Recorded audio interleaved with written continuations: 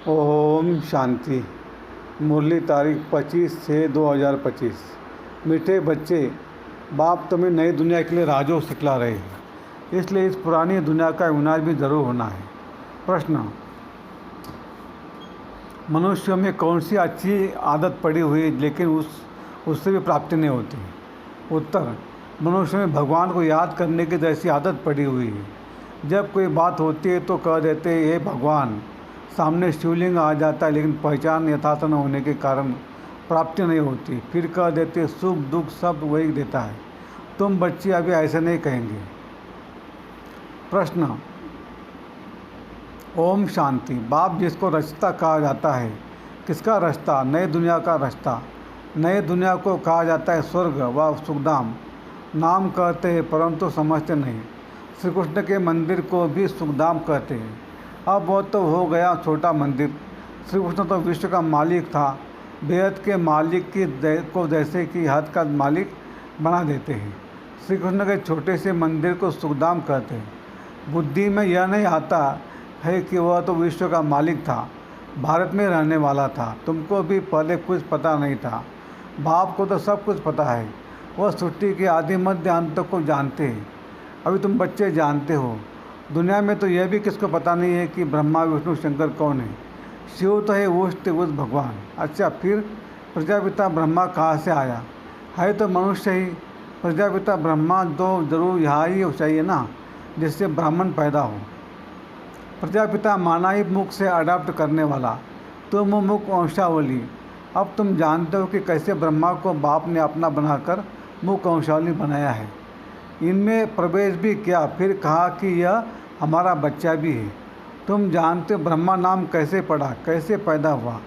यह और कोई नहीं जानते, सिर्फ महिमा गाते हैं कि परमपिता परमात्मा ऊँचे ते ऊँचे, परंतु यह कोई की बुद्धि में नहीं आता कि ऊँचे ते उस बाप है। हम सभी आत्माओं का वह पिता है। वह भी बिंदु रूपी है। उनमें सृष्टि के आदि मध्य अंत का ज्ञान है। यह नॉलेज भी तुमको अभी मिली है, पहले जरा भी यह ज्ञान नहीं था। मनुष्य सिर्फ कहते हैं रहते ब्रह्मा विष्णु शंकर, परंतु जानते कुछ भी नहीं। तो उन लोगों को ही समझाना है। अभी तुम समझदार बने हो, जानते हो कि बाप ज्ञान का सागर है जो हमको ज्ञान सुनाते हैं, पढ़ाते। यह राजयोग है, ये सत्युग नई दुनिया के लिए। तो ज़रूर पुरानी दुनिया का विनाश होना चाहिए। उसके लिए यह महाभारत लड़ाई है। आधा कल्प से लेकर तुम भक्ति के शास्त्र पढ़ते आए हो। अब तो बाप से डायरेक्शन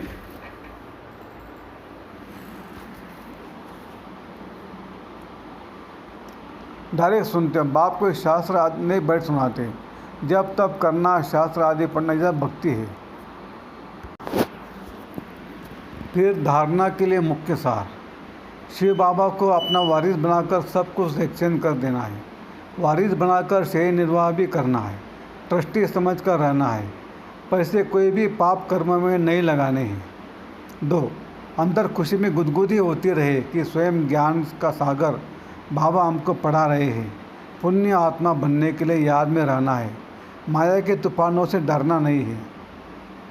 वरदान: सत्यता के आधार पर एक बाप को प्रत्यक्ष करने वाले निर्भय अथॉरिटी स्वरूप भव। सत्यता ही प्रत्यक्षता का आधार है। बाप को प्रत्यक्ष करने के लिए निर्भय और अथॉरिटी स्वरूप बनकर बोलो, संकोच से नहीं।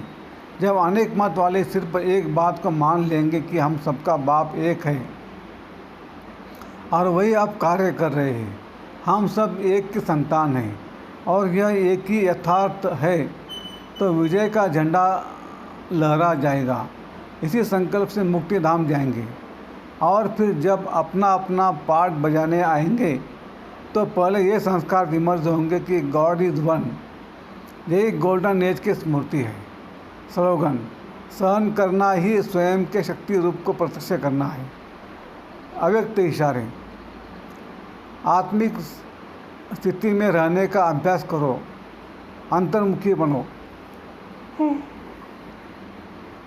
जैसे ये देह स्पष्ट दिखाई देती है, वैसे अपनी आत्मा का स्वरूप स्पष्ट दिखाई दे, अर्थात अनुभव में आए। मस्तक अर्थात बुद्धि की स्मृति व दृष्टि से सिवाय आत्मिक स्वरूप के और कुछ भी दिखाई न दे व स्मृति में न आए। ऐसे निरंतर तपस्वी बनो, तब हर आत्मा के प्रति कल्याण का शुभ संकल्प उत्पन्न होगा। भले कोई अपने संस्कार स्वभाव के वश आपके इस पुरुषार्थ में परीक्षा के निमित्त बना हुआ हो, उसके प्रति भी सदा कल्याण का संकल्प उत्पन्न हो। अच्छा, ओम शांति शांति शांति। शुक्रिया बाबा, शुक्रिया आपका, लाख लाख शुक्रिया। Thank you thank you thank you. कम बोलेंगे, धीरे बोलेंगे, मीठा बोलेंगे, सोच समझ कर बोलेंगे, तोल तोल के बोलेंगे और खुशी खुशी से घर जाएंगे। Thank you Baba, thank you.